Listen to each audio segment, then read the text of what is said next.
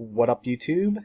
Ed, WeskerGriff, coming back with my 2019 YouTube Baseball Card Hall of Fame ballot.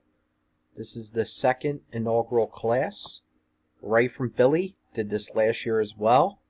And here were the 10 cards that were voted in within the YouTube community. As you can see, there's many cards that are Holy Grail type cards. Extremely, I'm going to drop the I word, iconic cards. And just incredible cards in the hobby. And I did vote last year. This was my ballot last year. All cards marked with the X got in and the exclamation points did not. So as you can see, I only voted for 3 cards that did not make it in. So all 3 of those cards will be on my second year ballot as well. So let's jump right into it. Going to be voting for the 1989 Fleer, Bill Ripken with the FF error. One of the most amazing cards, I would say, from the 80s. Probably one of the most notorious error cards of all time. And this card almost made it in last year. I think it was the 11th card. It came in 11th place among all the cards. So it'd be really great to see this card get in. Just absolutely love this card. One of the all-time great error cards of all time. The next one is the 1985 Topps Mark McGwire. And this card did not receive many votes last year. I was really surprised because I remember in the mid to late 90s, this was one of the most sought after cards. The hobby was going insane over this card. I remember at one point this was close to a $300 to a $350 card in our hobby. And back in the 90s, that was absolutely insane to spend on one card. But it stood the test of time. It's still a very desirable card among collectors. And I know Topps 85401 absolutely adores this card. Our friend Nate. So it's got my vote. Next card. And this card only received 2 votes last year from me and also Eric. Those back pages voted for this card. But the 2011 Topps Update Mike Trout. This card, I've spoken about this card many times before. Not going to get too much into it, but this is one of the greatest anomalies in the hobby. It's a phenomenon in the hobby. What this card has done. When you think it's going to go down, it doesn't. It just rises harder and stronger, and there shows no sign of stopping. A Gem Mint 10 of this card is now a little over $1,000, and around this time last year when I was making the video, it was around $400 to $500. So absolutely insane. This is definitely going to be the card of this generation, and just insane. I really cannot say anything other about the 2011 Topps Update Mike Trout. It's just an anomaly. We'll say that.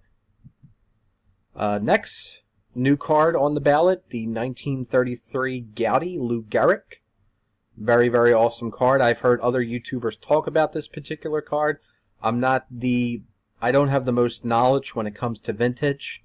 I don't really pick up too much vintage, but I can show great appreciation for it. And this is this goes beyond being a baseball card. This is almost a piece of history. So, really nice action shot there. Love the color. And gets my vote for being on the ballot. Next, we got the 1957 Topps Frank Robinson, who just passed away this year, unfortunately. One of the all-time greats. Very underrated. He doesn't get a lot of hobby love compared to others, but was a truly phenomenal player, and his card should be in the Hall of Fame, in the Baseball Card Hall of Fame. Next is another card that's utterly insane. It's the 1993 SP Foil Derek Jeter. I think a Gem Mint 10 of this card is several thousand, and the crazy thing is I know near mint to mint 8s and PSA 7s are going for several hundred, so this card will only get more crazy when Jeter gets into the Hall of Fame, and he might be unanimous. Mariano Rivera got in being unanimous, and Jeter is one of the most popular players from his era, so I would not be surprised to see him be unanimous as well. And if that's the case, this card's going to go even further beyond the reaches of your average collector. Then we got a card that a lot of people love in the community, the 1959 Topps Bob Gibson. A lot of people refer to this card affectionately as the Pepto-Bismol card, and it is a very awesome card. Would love to own this particular card one of these days, but don't have it in the collection yet, but would like to. But it's a very awesome card and a very neat design, so include it on the list as well. Then we got the card that started off the rookie craze in the 80s.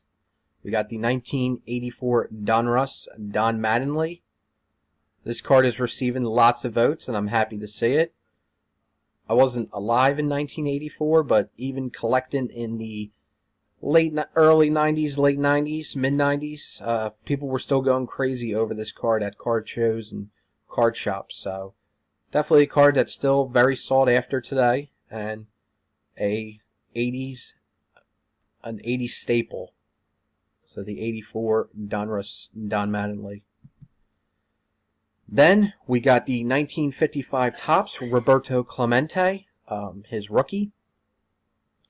Another card that's receiving a lot of love, and rightfully so.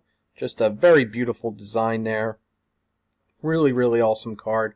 Love to own this card eventually one of these days. But it is a card that will definitely receive my vote as well. And the final card is the 1952 Topps Willie Mays. Last year I did not vote for any Willie Mays cards. Really wanted to vote for the 51 Bowman, but that got in. That was one of the cards that got in, and rightfully so last year. So I wanted to rectify that, not voting for Willie last year and voting for one of his cards this year. So I picked the 52 Topps and his first Topps card. So really, really beautiful card with a all-time great design. So those are the cards. So we got the 52 Topps Willie Mays, the 56 Topps Roberto Clemente, 84 Donruss Don Mattingly, 59 Topps Bob Gibson, 93 SP Derek Jeter Foil, 57 Topps Frank Robinson, 33 Gaudy Lou Gehrig, 2011 Topps Update Mike Trout, 85 Topps Mark McGwire, and the 89 Fleer Bill Ripken. So a mixture of modern and vintage. So thanks for watching, guys. That's my ballot ray. Appreciate you guys checking out the video. Leave a comment down below. Tell me what you think. And happy collecting all. Peace.